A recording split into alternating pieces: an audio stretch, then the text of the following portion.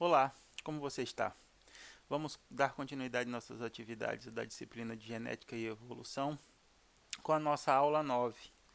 Na aula 9, nós vamos abordar as doenças ligadas aos cromossomos. Aula passada, nós trabalhamos as doenças monogênicas, doenças que são decorrências do mau funcionamento de apenas um dos genes. Nós vimos que essas doenças elas têm uma gradação em relação ao ambiente e às características hereditárias. Quando nós estamos falando de doença genética, nós sempre levamos em consideração que essas doenças podem ter fatores tanto genéticos quanto hereditários. Alguns grupos, tanto genéticos quanto ambientais, melhor dizendo, perdão. Algumas doenças são caracterizadas exclusivamente pela característica hereditária. Essas doenças estão determinadas a partir da presença de um determinado gene no genótipo de um indivíduo. Mas poucas doenças são exemplos desses casos. Na maioria das vezes, há sempre um conjunto de relações entre as características genéticas do indivíduo e as características ambientais a que eles estão envolvidos. Quando a gente está falando de distúrbios cromossômicos, nós estamos falando de doenças ou de síndromes que estão relacionadas exclusivamente com os fatores genéticos. Se houver alguma modificação no seu conjunto de cromossomos, necessariamente haverá um distúrbio na sua fisiologia ou na sua anatomia, fazendo com que haja o aparecimento de algumas características prejudicadas. Tudo bem? Então vamos começar com os distúrbios cromossômicos, lembrando do que a gente tinha falado da citogenética humana. Nós avançamos muito no entendimento de como os cromossomos estão organizados, como eles são armazenados dentro das nossas células e os mecanismos de sustentação de sua estrutura. Um trabalho que contribuiu bastante para esse entendimento foi a clonagem da ovelha Dolly. Não sei se vocês lembram, há vários anos atrás foi clonado o primeiro mamífero, que foi uma ovelha chamada Dolly. E aí essa ovelha nos despertou para a importância de vários componentes dentro de um cromossomo que nós não tínhamos certeza de como funcionavam. A ovelha Dolly foi clonada a partir de uma célula somática que teve seu núcleo retirado e colocado dentro de um ovócito de uma e foi fecundada em vitro. A partir daí, ela foi implantada no útero de outra ovelha e se desenvolveu e nasceu. Mas os pesquisadores perceberam que a ovelha Dolly, apesar de ser bastante nova, ela carregava consigo um conjunto de doenças, de características de animais já velhos. E não se sabiam explicar por que esse fenômeno acontecia.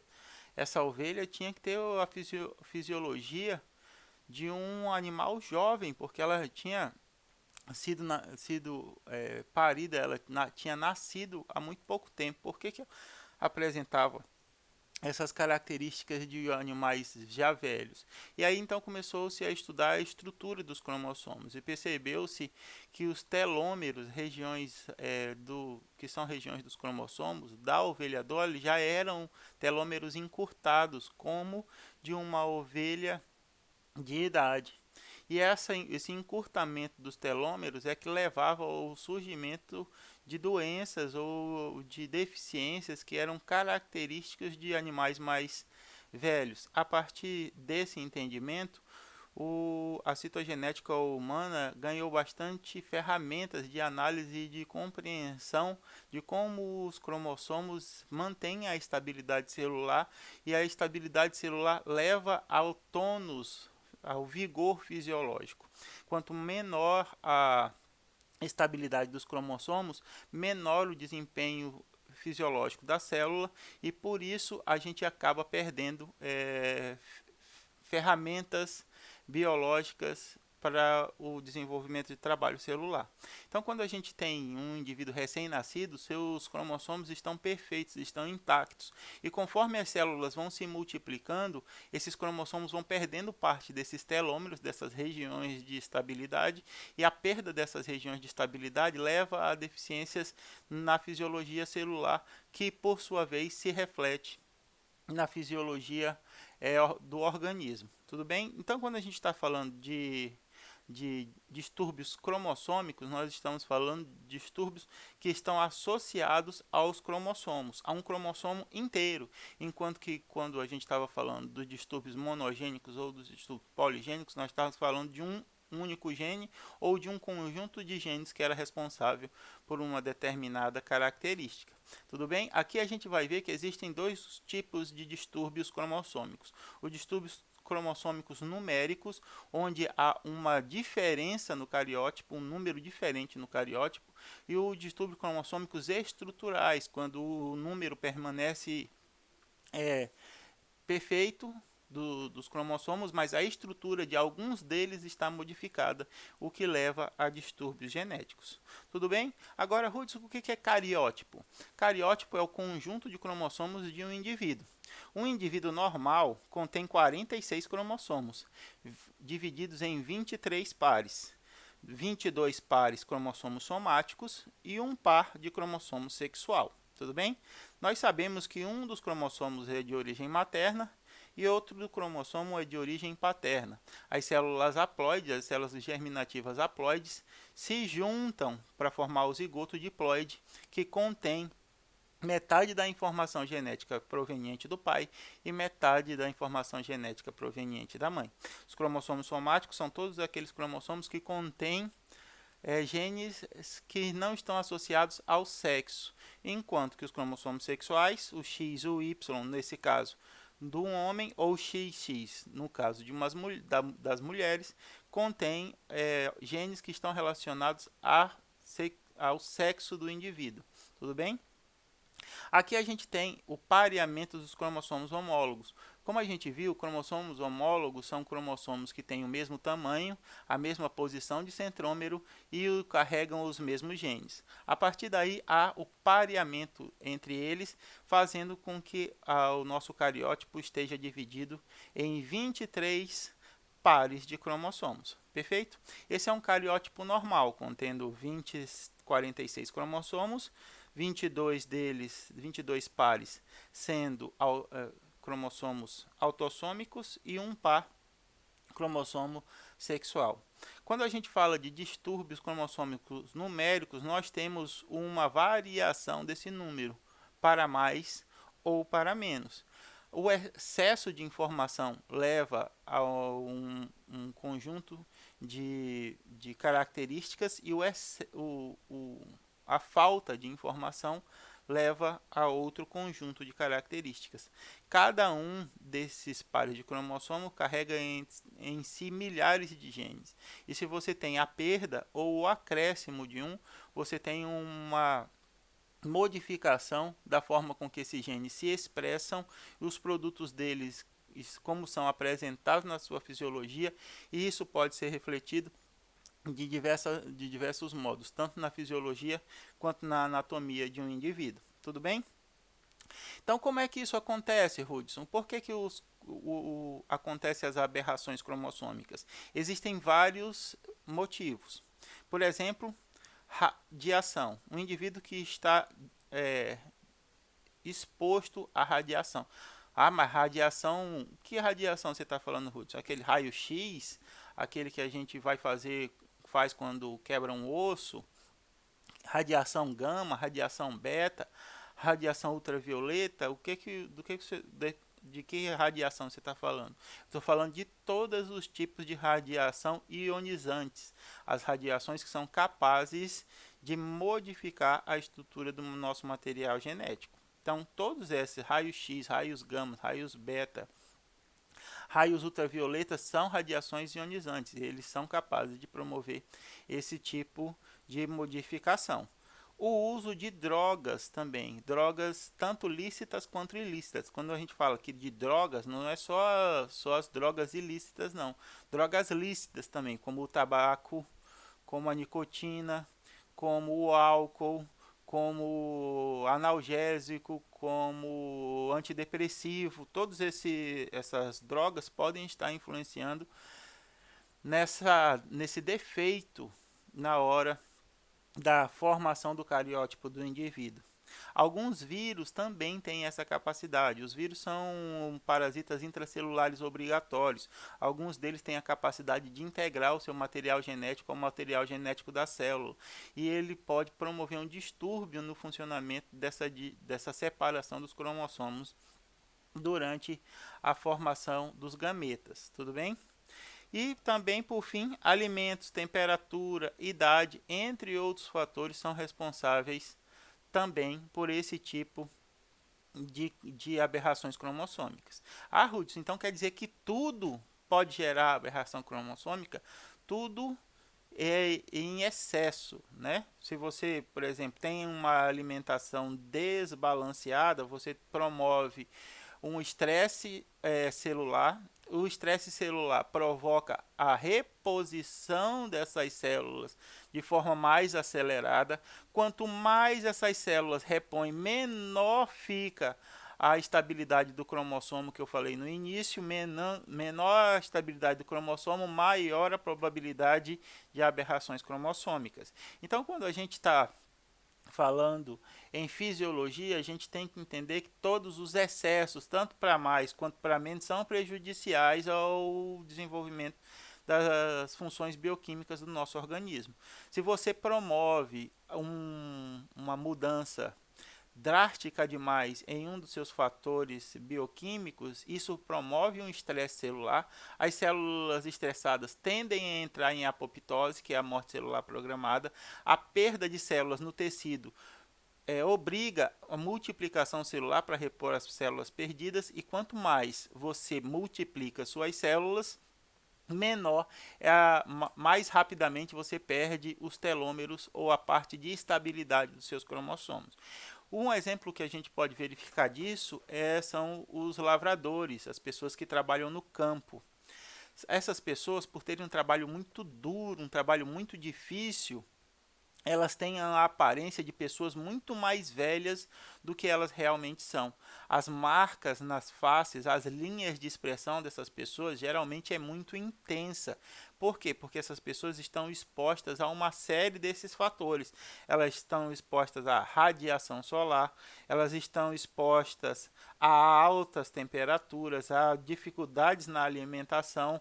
Alguns já têm idade avançada, mas a soma desses fatores faz com que esses indivíduos tenham um prejuízo fisiológico, metabólico muito grande, fazendo com que seu organismo seja extenuado, apesar de ter pouca idade. Então, como esses indivíduos começam a trabalhar muito cedo, é comum em família de lavradores as crianças já estarem trabalhando, ajudando os pais na lavoura ou na colheita, desde as idades muito mais iniciais, de 5, 6 anos, a criança já está trabalhando no pesado. Esse processo sacrifica as células, extenua as células do organismo, fazendo com que essas células desde cedo tenham que ser repostas numa velocidade maior do que elas deveriam. Quando a gente está fazendo multiplicações celulares antes do necessário, a gente está tendo perda da estabilidade dos cromossomos também antes da ideal, fazendo com que essas pessoas aparentem ter uma idade superior à que elas realmente têm. Isso também traz consigo, além da aparência, todos os fatores físicos e emocionais relacionados a esse amadurecimento prematuro. Tudo bem? Agora, Ruth, como é que pode? Como é que muda o número de cromossomos dentro de um cariótipo? Muda pela dificuldade de disjunção dos cromossomos durante a meiose. O que é disjunção? É a separação. A gente sabe que antes de começar a multiplicação celular, o nosso material genético ele é duplicado. Na meiose 1, a gente tem a separação dos cromossomos homólogos. E na meiose 2, nós temos a separação das cromátides irmãs. Tudo bem? Esse é um fenômeno natural, é o fenômeno normal. A duplicação dos cromossomos, separação dos cromossomos homólogos e, por fim, a separação das cromátides irmãs. Tudo bem? Aqui eu tenho um indivíduo heterozigoto, onde o pai doou um alelo dominante, a mãe doou um alelo recessivo. A gente tem a duplicação desses cromossomos, o cromossomo do pai e o cromossomo da mãe se separam e na meiose 1, e depois as cromátides irmãs se separam na meiose 2. Então, uma célula diploide dá origem a 4 células haploides. Tudo bem? Isso é um fenômeno normal. Mas é possível que haja erros no processo de disjunção, no processo de separação. Vejam nesse caso. Nesse caso, a disjunção normal, onde o cromossomo da mãe e o cromossomo do pai se separam na meiose 1. E aqui há uma falha na disjunção, uma falha na separação, onde os dois cromossomos, devido a falhas na parte de separação, vão para a mesma célula, para o mesmo gameta. E um dos gametas fica sem cromossomo nenhum. Quando um gameta sem esse cromossomo... Lembra que esse aqui é um par dos 23, tudo bem? Aqui não teria como demonstrar pelo tamanho, mas esse aqui ó, é um par dos 23. Essa célula aqui não recebeu esse par de cromossomo. Tudo bem?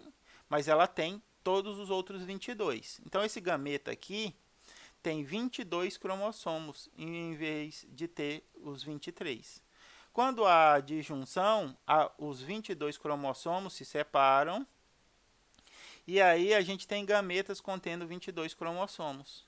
Quando esse gameta é fecundado pelo outro gameta, o masculino ou o feminino, seja esse aqui um ovócito ou um espermatozoide, vai haver um número diminuído de cromossomos no zigoto.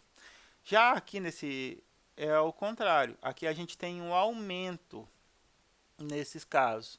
Em vez de eu ter 23, agora eu tenho 24, porque eu recebi 23 mais esse par que deveria ter, esse cromossomo, que deveria ter ido para o seu zigoto, para o seu gameta par, ele se juntou todos nesse gameta. Então aqui eu tenho 24 cromossomos.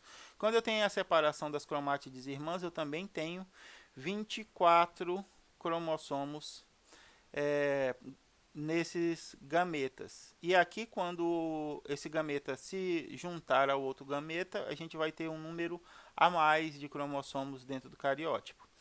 Então, aqui na meiose 1, eu posso ter um mecanismo normal e um mecanismo anormal de separação dos cromossomos. Mas isso também pode acontecer na meiose 2. Vejam aqui. Esse cromossomo deveria gerar, essa célula deveria gerar duas células haploides contendo uma cromátide de cada um.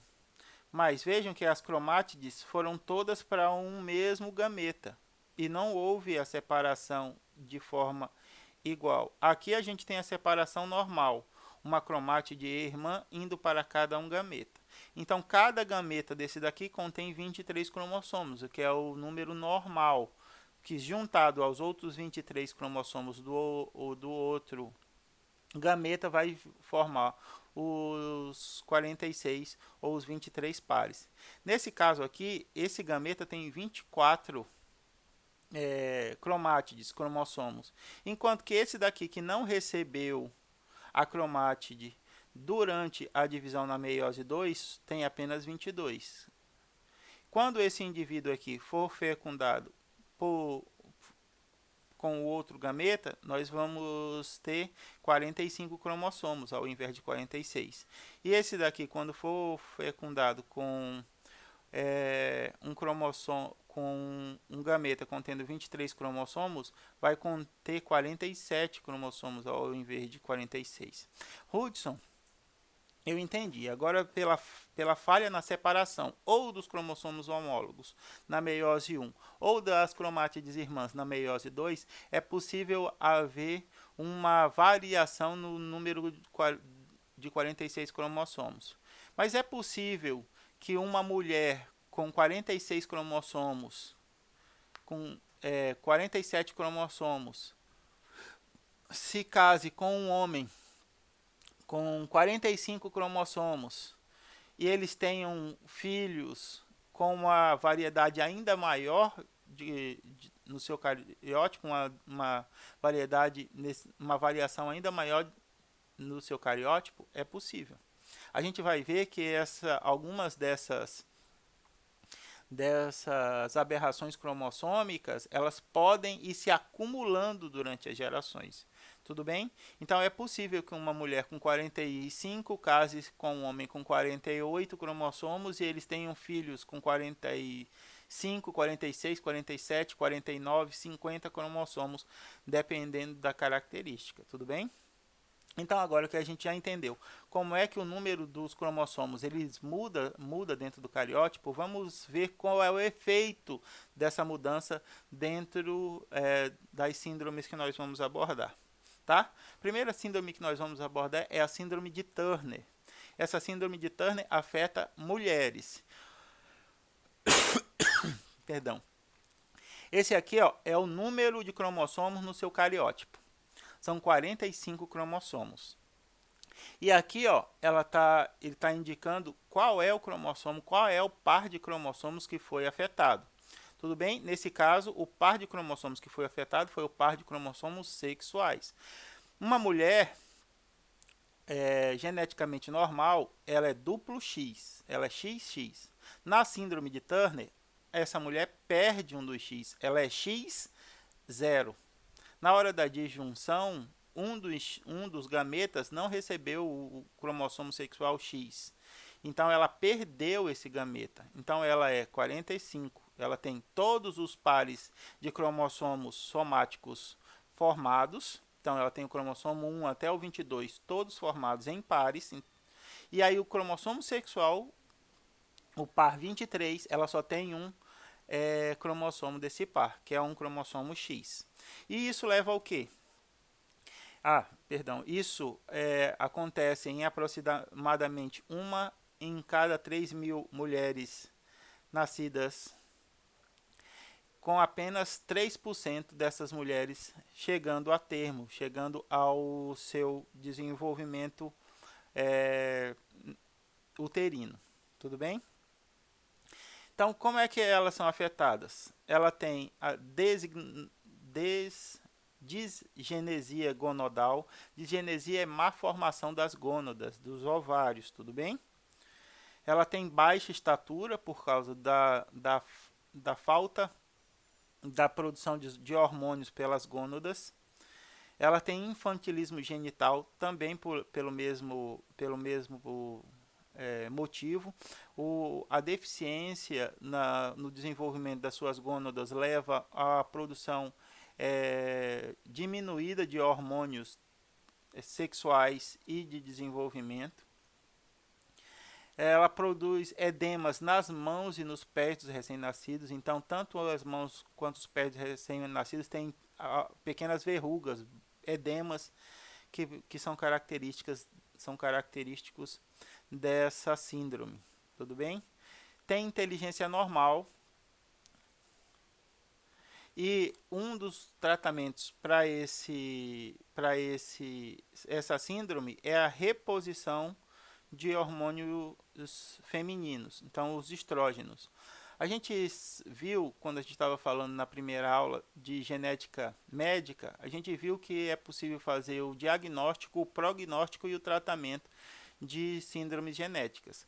Quando uma síndrome promove a redução de uma substância que pode ser reposta artificialmente, Isso pode acontecer e os efeitos no fenótipo tornam-se relativamente pouco afetados. Esses relativamente pouco afetados aqui é quando o indivíduo recebe o tratamento, a aplicação, a reposição hormonal. Então ela recebe reposição hormonal de hormônios femininos para sua deficiência nas gônadas e ela recebe hormônio de crescimento para sua baixa estatura e com os hormônios as suas regiões genitais, sua vagina vai se desenvolver perfeitamente porque ela tem níveis adequados de hormônios sexuais femininos pela reposição, não pela sua produção. Ela não é capaz de produzir hormônios femininos no nível adequado para o seu desenvolvimento, porque ela só tem um X. Mas é possível produzir a reposição artificial desses hormônios, fazendo com que o seu organismo sempre esteja com níveis adequados de estrógeno. Hudson, então por que isso não acontece com todo mundo? Todo mundo que é diagnosticado com essa síndrome recebe esse tratamento, porque essa reposição hormonal é cara, tudo bem? Se for depender do Sistema Único de Saúde, você vai ter que entrar na justiça para conseguir fazer o tratamento bancado pelo governo, e esse tempo já pode causar malformações definitivas. Agora, quem tem recursos pode iniciar esse tratamento desde o início, fazendo com que o indivíduo seja relativamente pouco afetado pela falta do cromossomo X na síndrome de Turner. Tudo bem? Uma característica que é encontrada também, mas não é comum aqui eu tenho o cariótipo e o exemplo de uma criança, de uma menina com a síndrome de Turner. Tudo bem? Aqui a gente percebe que os 22 cromossomos somáticos estão perfeitamente pareados, eles estão perfeitamente alinhados, mas o cromossomo, o par sexual, só tem um cromossomo X, ele não tem o outro cromossomo X, o que leva ao surgimento dessas características que foram descritas. Uma outra característica que não é comum na síndrome de Turner, mas pode surgir, é esse acúmulo de pele na região do pescoço. Está vendo que a cintura escapular dela aqui, ó, é mais alargada porque há um acúmulo de pele nessa região do pescoço. Então você tem aqui, ó, dobras de pele que podem estar presentes nas meninas afetadas pela síndrome de Turner. Tudo bem? Uma outra síndrome relacionada ao número de cromossomos é a síndrome de Klinefelter. A síndrome de Klinefelter é característica dos homens. Nesse caso, os homens contêm 47 cromossomos, um cromossomo a mais do que o cariótipo normal, e esse cromossomo a mais é um cromossomo X a mais. Então, no par de cromossomos sexuais, em vez de termos 2 cromossomos, nós temos um trio de cromossomos, sendo formado por 2X e um Y. Essa síndrome afeta 1 a cada 500 homens nascidos vivos. Isso significa que uma alta incidência de indivíduos são afetados por essa característica. Esses homens são estéreis, porque a quantidade de hormônios femininos produzidos por eles acaba influenciando a sua capacidade de desenvolvimento das suas gônadas, dos seus testículos. Isso leva a um prejuízo da sua fertilidade. Eles têm estatura elevada, corpo eunucoide. Corpo eunucoide é o corpo com traços femininos, tá tudo bem? Ginecomastia é o surgimento de seios, tá? Então, alguns homens eles têm pequenos seios, graças à quantidade de hormônio feminino produzidos pelos 2 cromossomos X. Infantilismo genital, devido ao desequilíbrio entre hormônios masculinos e femininos, Voz feminina na adolescência.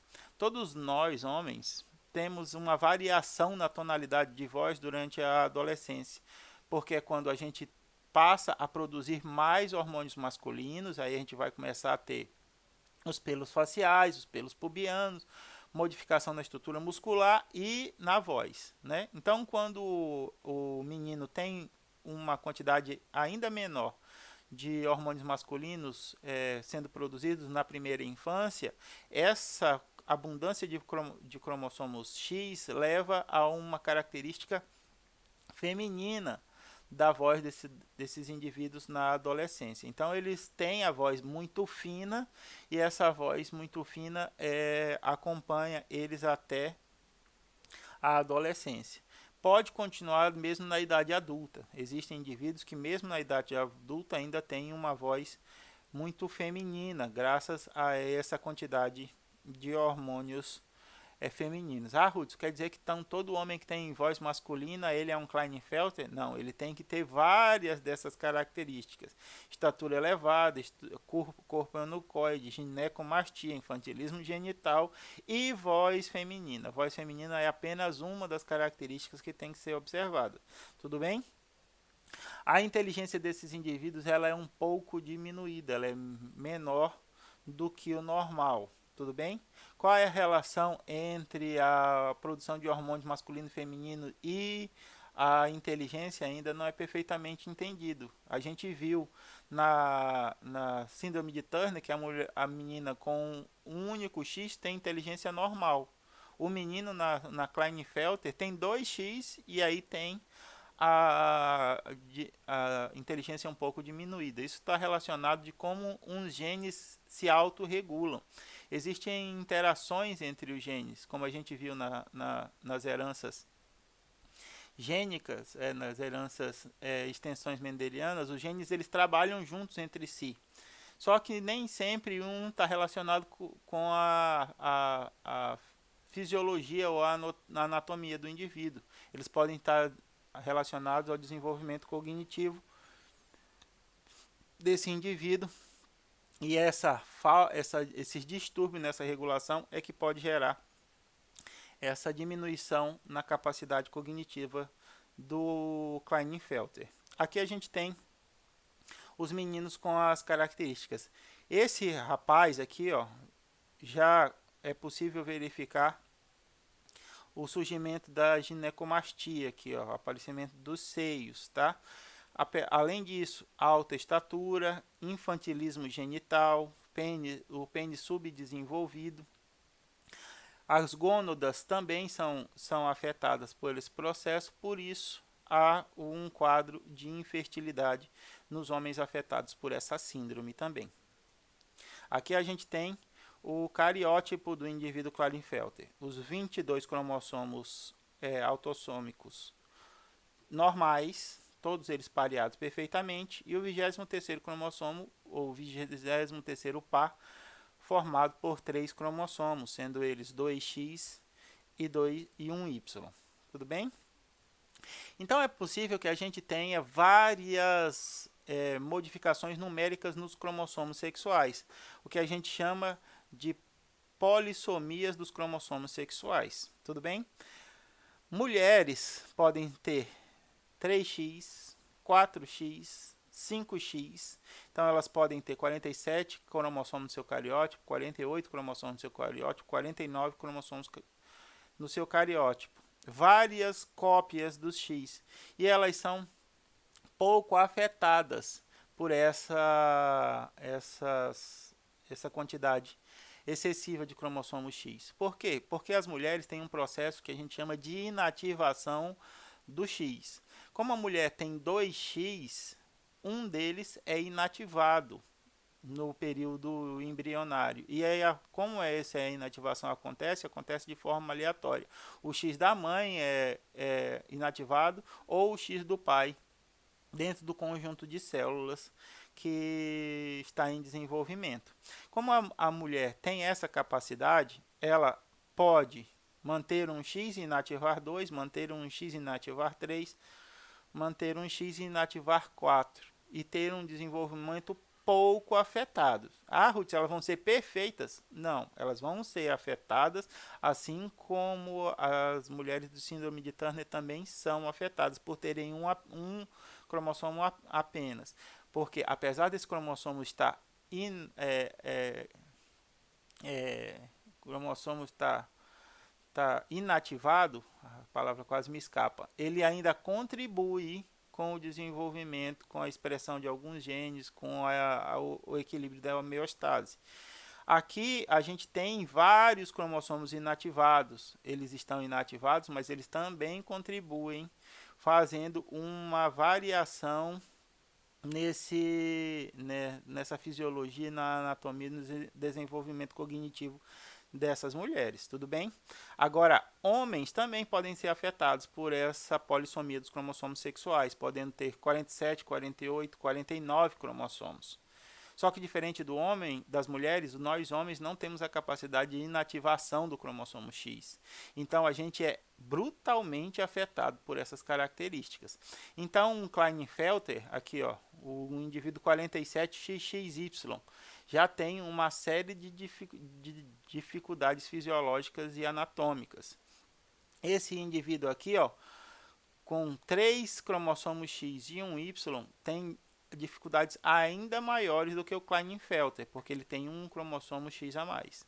Aqui a gente tem um indivíduo que é duplo Y, a gente vai ver ele daqui a pouco, que também tem algumas características. Aqui a gente tem 2X e 2Y. Aqui a gente tem 3X e 2Y.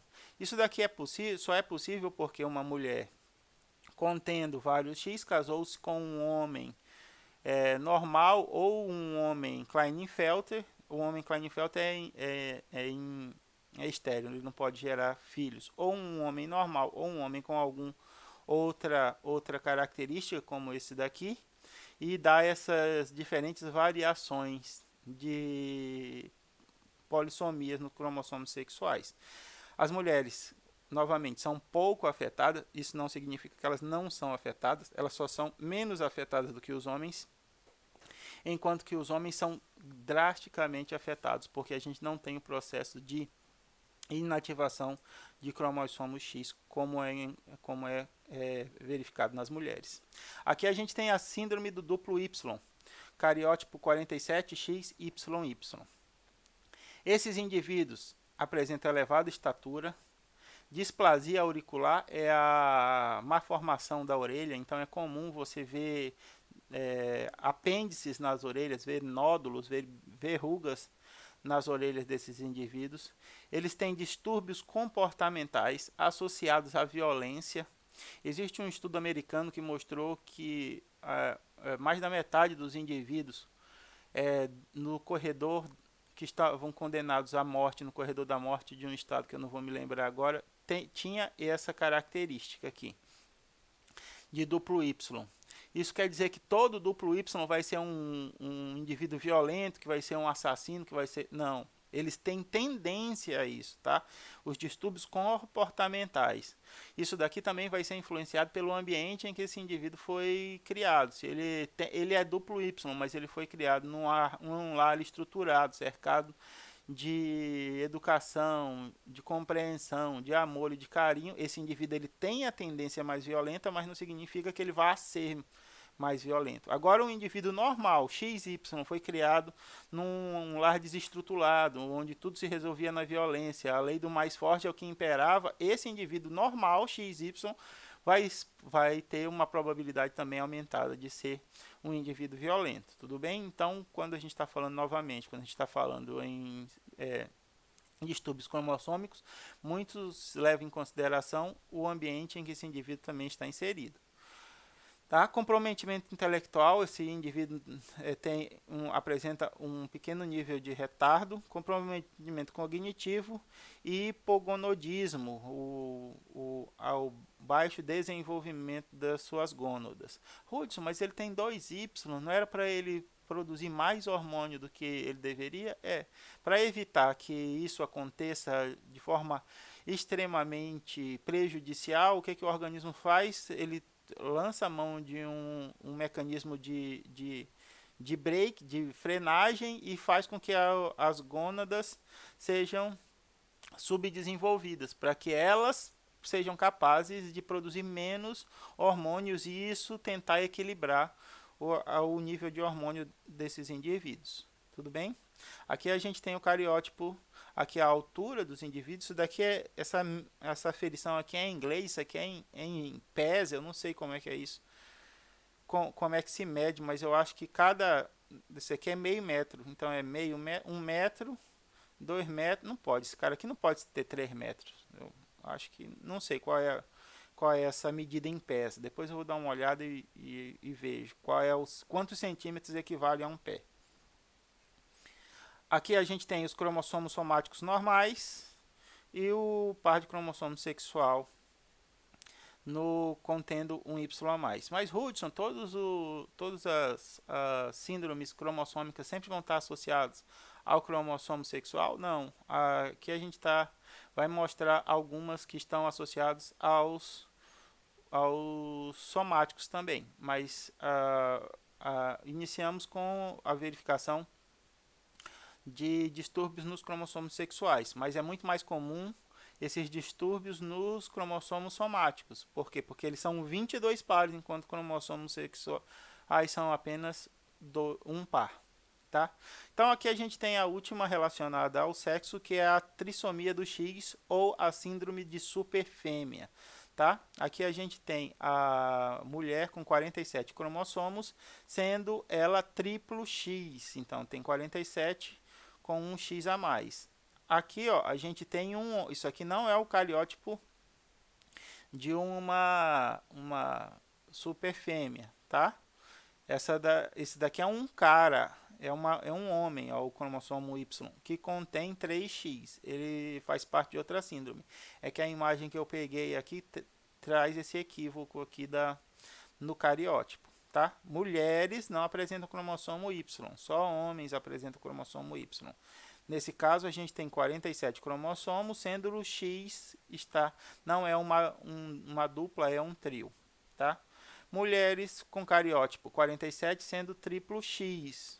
Ocorre numa frequência relativamente alta, numa proporção de um caso para cada 700 nascidos vivos. Tudo bem? Elas apresentam um fenótipo normal, são férteis, mas muitas possuem um leve retardo mental. Isso é devido à inativação dos cromossomos X, o que forma nessas mulheres o aparecimento do corpúsculo de Barr.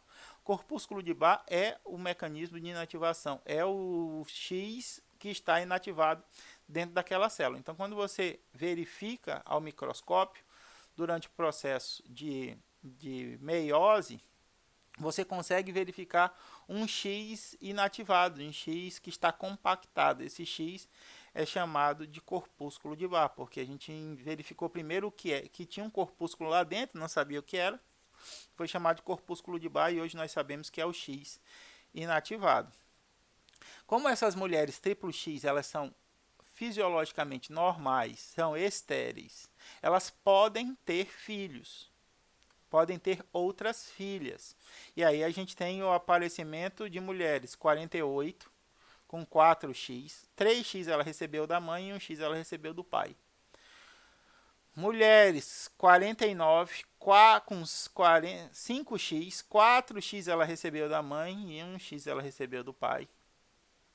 Ou 2x ela recebeu do pai se o indivíduo tiver 2x aqui, tiver uma síndrome, qualquer combinação.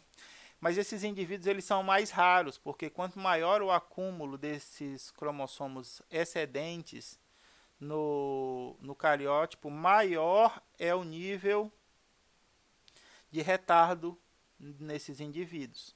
Então, o acúmulo desses cromossomos adicionais leva também um acúmulo das deficiências cognitivas a eles relacionados.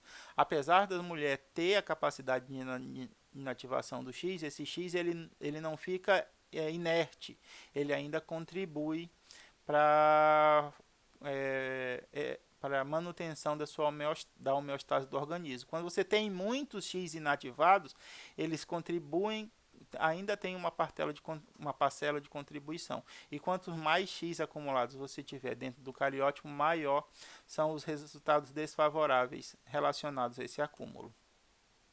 Aqui a gente tem uma síndrome que não é uma síndrome numérica. Esse indivíduo tem 46 cromossomos. Na síndrome do miado do gato ou a síndrome de Chido-Chet, existe uma deformação no cromossomo número 5. Existe dois cromossomos número 5, mas um deles está deformado, um deles perdeu um fragmento contendo milhares de genes. E essa perda desses fragmentos é que leva a essa característica. Então aqui a gente não tem uma aberração cromossômica numérica. Nós temos um distúrbio cromossômico estrutural, tudo bem? Então aqui ó, a síndrome de Chido-Chet é causada pela deficiência no segmento do cromossomo número 5. Os sintomas: os bebês apresentam um choro similar ao miado de um gato, por isso que é chamado de síndrome do miado do gato. Eles apresentam, além disso, microcefalia, nariz achatado, face alargada. Apresentam também retardo mental, motor e de crescimento.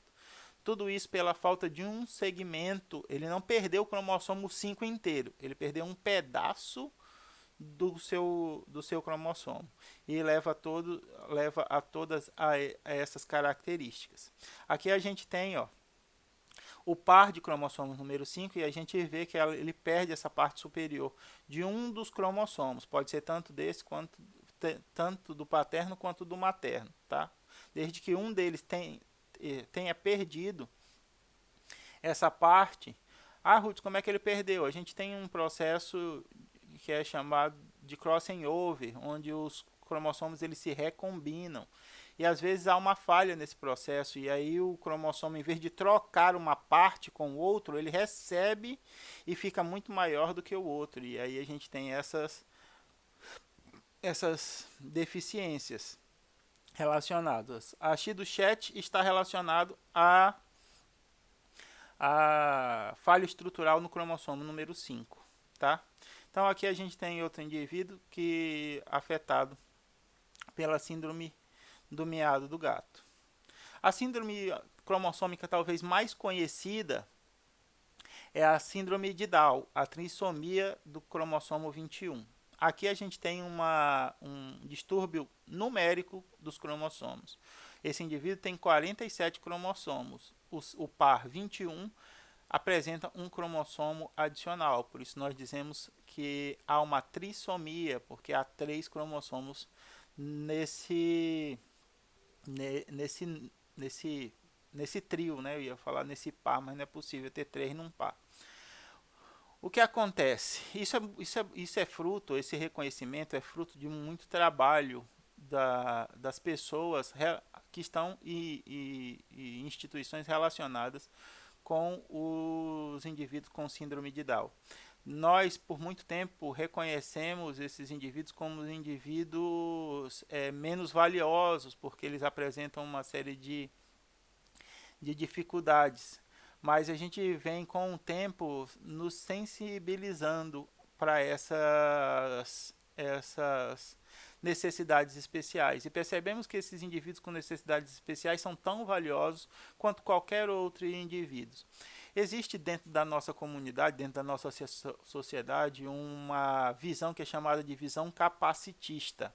O indivíduo só tem valor se ele tiver todas as suas capacidades intelectuais, físicas e fisiológicas normais. Essa visão capacitista tem sido ultrapassada graças a muito trabalho de sensibilização, muito trabalho de educação que nós fazemos parte. Vocês, como professores, futuros professores, têm a responsabilidade de desconstruir essa visão capacitista e construir uma visão de que todos os indivíduos, apesar de suas necessidades especiais ou de suas dificuldades, têm de ser vistos como indivíduos com o mesmo valor.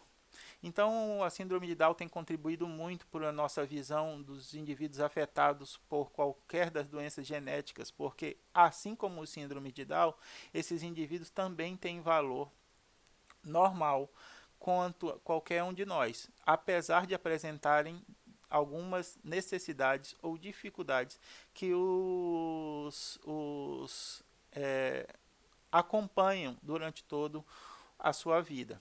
Então, essa visão capacitista tem que ser deixada de lado e a gente tem que dar uma visão mais humanista, uma verificação do ser humano e de todas as suas características. Tudo bem?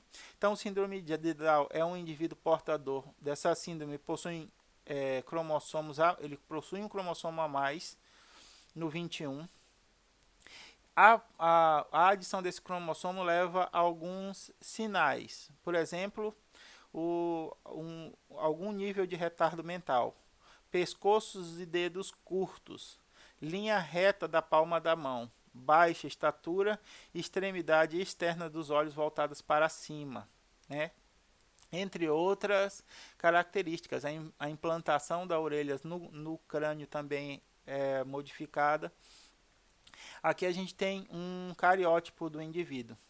Nós temos o par, o número 21 com 3 cromossomos. O par não pode ser de 3. Se você acha que par pode ser de 3, você está equivocado, assim como o professor. Se é 3, é trio. Tá? Ah, mas professor, hoje em dia, não, é trio, é trio. Se é 3, é trio. Esse trio de cromossomos 21 aqui está presente em todos os indivíduos com síndrome de Down, tudo bem? Aqui nós temos indivíduos com características da síndrome de Down. Eu acompanho no Facebook, que é um canal chamado Downlícia, que é um rapaz que faz receitas muito boas, por sinal, eu já fiz algumas receitas, e ele é síndrome de Down. É muito bom ver como, a partir do estímulo que você dá a essas pessoas, elas conseguem desenvolver todas as atividades que qualquer um de nós seja capaz de desenvolver. Então, o que falta na nossa compreensão é sensibilidade com esses indivíduos. Qualquer um desses indivíduos necessita de um conjunto de aparatos de estímulo, de apoio, que tem que ser dado para fortalecer sua autoestima e, a partir daí, ele mesmo conseguir desenvolver as suas atividades normais. Então, a gente já tem muitos deles inseridos no mercado de trabalho, muitos deles inseridos em comunidades acadêmicas, e agora a gente também tem os influenciadores digitais, também com síndrome de Down, mostrando que eles são capazes de atuar em qualquer área da nossa sociedade, desde que estimulados e apoiados para isso. Se nós começarmos a excluí-los, a exclusão leva à incapacidade, não à falta de habilidade desses indivíduos.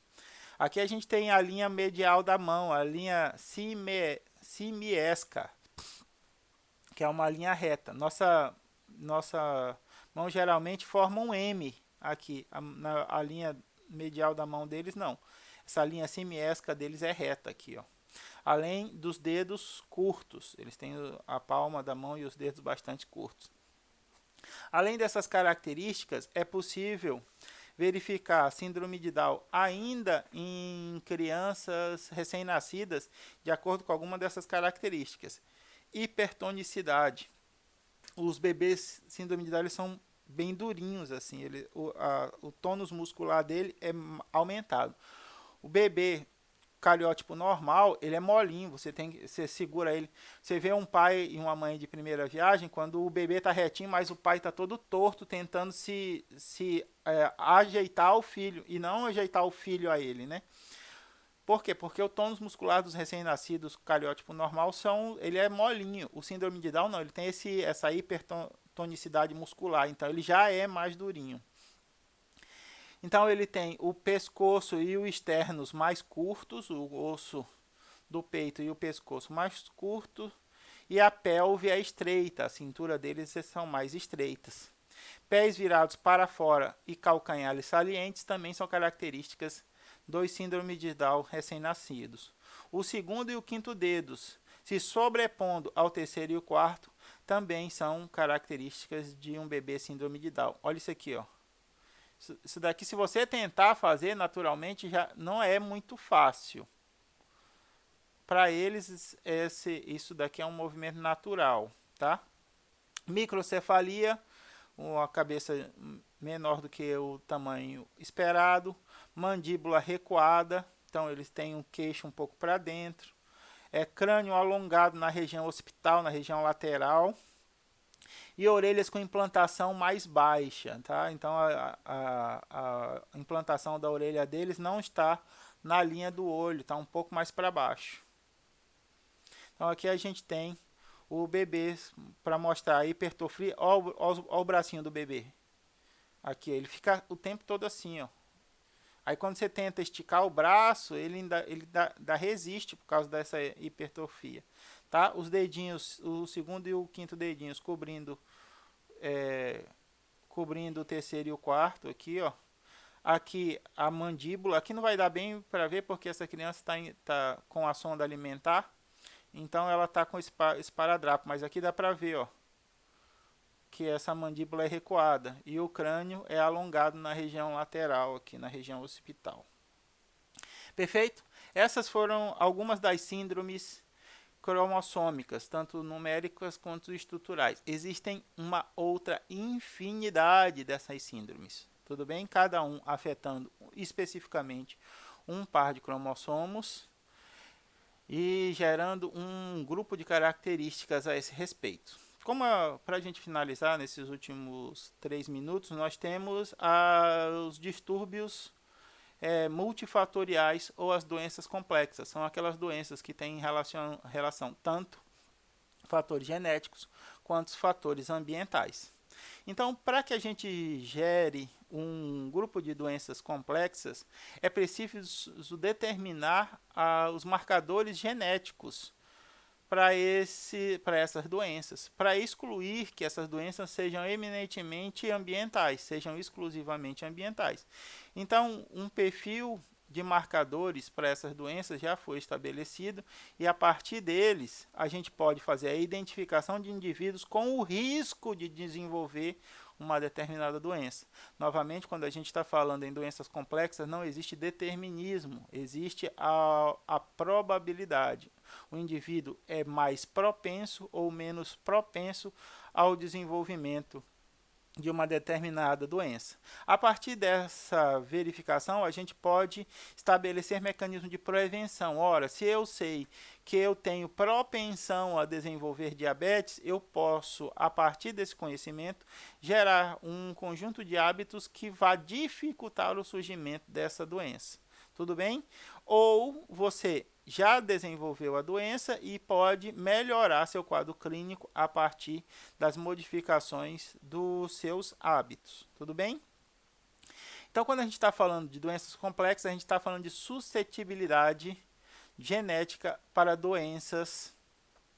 Então, a gente tem doenças de herança monogênica, que é o produto de um único gene anormal.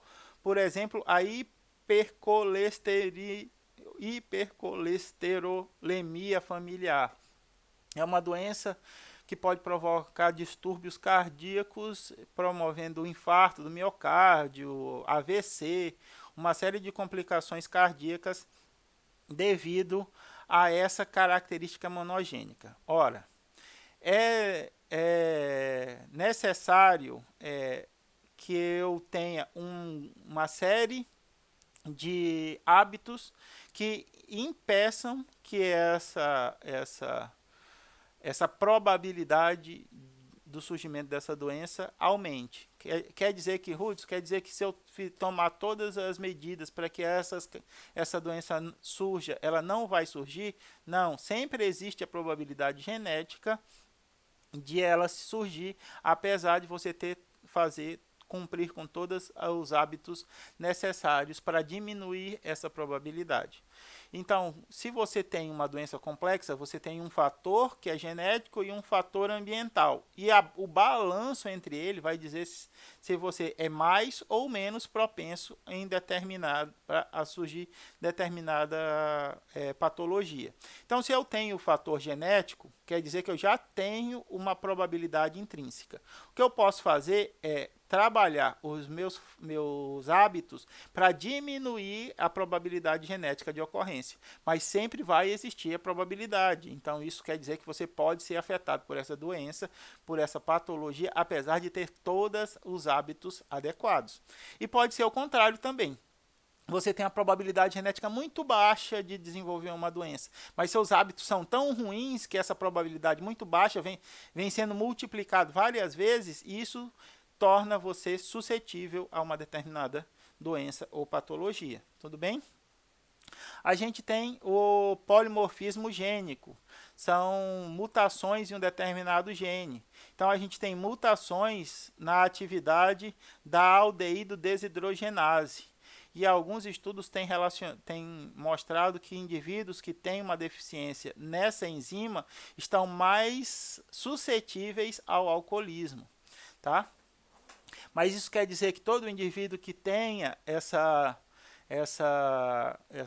mutação no gene da aldeído desidrogenase vai ser alcoólatra? Não. Se esse indivíduo nunca bebeu na vida dele, ele não vai ser alcoólatra. Se ele bebeu de modo moderado, também não será. Agora, se ele tem o hábito de exagerar no consumo de álcool, aí a probabilidade desse indivíduo desenvolver o alcoolismo é muito maior do que um indivíduo que nunca entrou em contato. Novamente, isso não implica necessariamente no aparecimento da doença. Outro exemplo de doença complexa é a diabetes mellitus, não é? A gente tem na diabetes um defeito no metabolismo de captação da glicose, o que leva a taxa de açúcar muito elevada no sangue. A Organização Mundial da Saúde reviu recentemente essa taxa. Ela está entre 90 e 100. Algumas clínicas mais rígidas colocam essa taxa de 90 miligramas por decilitro em jejum. Outras é entre 90 e 100. Mas antes isso era 120, 100 e pouco. Agora 120 você já é considerado pré-diabético em jejum. Tudo bem? Então a taxa ideal de glicose no sangue em jejum, que é isso, Ruth, em jejum? É com pelo menos 12 horas sem alimentação. É de entre 90 e 100 miligramas por decilitro, tá? O que acontece? Eu tenho uma predisposição genética para diabetes. E eu adoro chocolate, eu me alimento muito mal, me alimento fora de hora. Os produtos industrializados são grande parte da minha alimentação, eu não como legumes, não como vegetais. Isso tudo vai aumentando a probabilidade do desenvolvimento da diabetes. Tudo bem? E o que a diabetes pode causar? Ela pode causar complicações crônicas nos rins, nos olhos, na circulação periférica, no sistema nervoso e no coração, tudo associados ao desequilíbrio dos açúcares, do nível de açúcar no sangue. Altamente heterogêneo, diferentes fatores genéticos e não genéticos. Então é muito difícil determinar perfeitamente, porque você tem contribuições genéticas e tem contribuição não genéticas para o surgimento dessa doença. E o que vai levar em consideração, o que deve ser levado em consideração é um balanço dessas características na vida de um indivíduo, por isso que elas são chamadas de doenças complexas, tá? Então aqui a gente tem as complicações causadas pela diabetes mellitus, tá? Doenças cerebrovascular, retinopatia e até cegueira. É comum você ver indivíduos com diabetes não controladas formando uma placa branca, parece uma catarata. Aquilo é a cristalização do açúcar na retina, tá? O que pode levar a essa retinopatia e às vezes até a cegueira. A gente tem danos permanentes aos rins, ataques cardíacos, o pé de diabético, aquela deficiência de regeneração dos tecidos, então de cicatrização, que é conhecido nos diabéticos nas suas extremidades, que é chamado pelos médicos de pé de diabético. E a gente tem os neurônios periféricos, o sistema nervoso periférico também prejudicado pelo excesso de açúcar no sangue. Tudo bem? Doenças cardíacas são as doenças mais comuns, são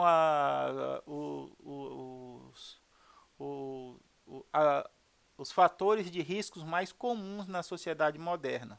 Tá? E elas têm tanto fatores hereditários quanto os fatores ambientais.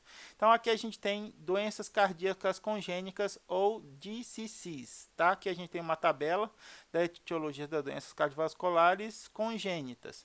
Então a gente tem fatores primariamente genéticos e cromossômicos, são apenas 5% dos casos. Então existe casos em que a má formação dos átrios, do ventrículo, o coração está super desenvolvido, o coração está subdesenvolvido. Isso tudo existe em ocorrências estritamente genéticas, tudo bem? Genes com uma única mutação, 3% dos casos. Fatores primariamente ambientais, 2%. Então, se você tem um conjunto de maus hábitos que geram uma doença cardiovascular, também é de 2% quando é primariamente ambiental. Agora, quando eu tenho heranças multifatoriais, a gente tem 90% dos casos, mostrando que tanto indivíduos genéticos, estritamente genéticos, com 8%, estritamente ambientais, com 2%, são relativamente raros. O que é muito comum é indivíduos que tenham essas doenças a partir da soma dos fatores genéticos e ambientais. Aí aqui eu estava querendo mostrar a probabilidade, o acúmulo da probabilidade para vocês. Ó. Doenças cardiovasculares, fatores de risco. Vamos lá, vamos fazer o meu checkpoints. Obesidade checkpoint, 25%. Sedentarismo, mais um ponto, 45%. Ah, eu sou sedentário, Hudson, mas eu não sou obeso. Você vai somando aí, você tem 20%. Eu sou obeso e sedentário. Então, eu já tenho 45%. Hipertensão, mais 16%. 45 mais 16, 61. 51, 61. Tá? Dislipidemia eu não tenho. Tabagismo eu fumei durante muitos anos, dos 24 até os 30 e poucos. Então, vou somar aqui mais 10. Então, estou em 71.